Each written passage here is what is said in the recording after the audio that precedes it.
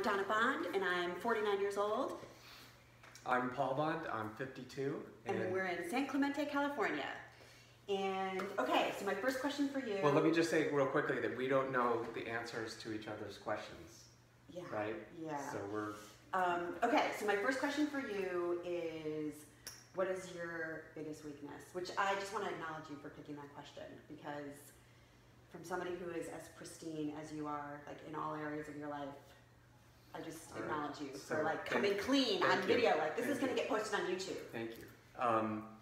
So my biggest weakness, I believe, is that I am so enamored by the physical world, by the people, the poetry, the arts, the landscape, that I could spend my life just taking it all in, just traveling around and breathing it all in. And I sometimes forget that part of my purpose here is to add to it, to remember to breathe out. Good. Yeah. I acknowledge you.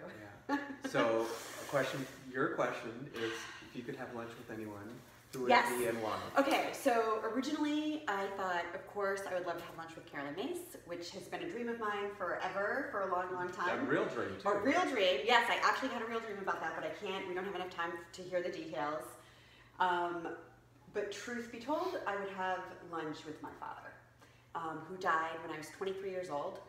And knowing what I know now and like everything that I've learned about like where he came from and all of the intergenerational patterns that, you know, have been carried through from his family and all the work that I've done to like clear all my stuff, it would be really cool to have his physical world, or my physical world reality perspective and his spiritual perspective, and, you know, have some lunch.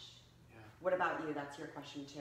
Who would you have lunch with? I would have, so my first thought was Hafiz, the 14th century poet. Who we think Paul might have been reincarnated as. But I don't know. Second thought was Jesus, for the obvious reasons. And lunch would be free, fish sandwiches for everybody. But then I realized that it would be Everest, our son. Because... What are you talking about? You could just have lunch with him. You could just have lunch with him anytime. I know, that's what I'm saying. That's what I want.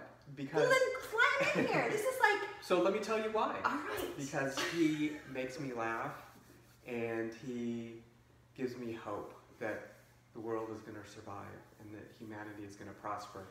And I find I'm in need of that right now.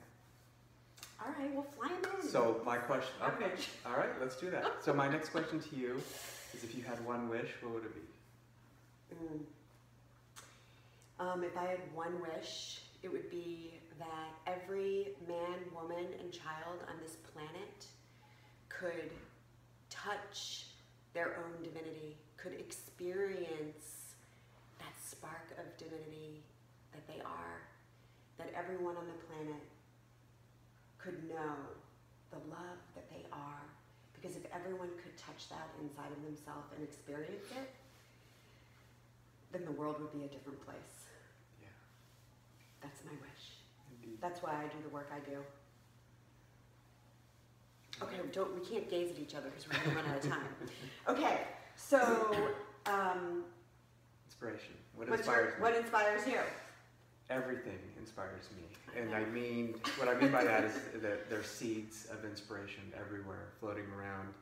And the difference for me is that I till those seeds. I get an idea and I reel it in, I entertain it until there's a vision that I have something to build or create a piece of art or a piece of poetry with.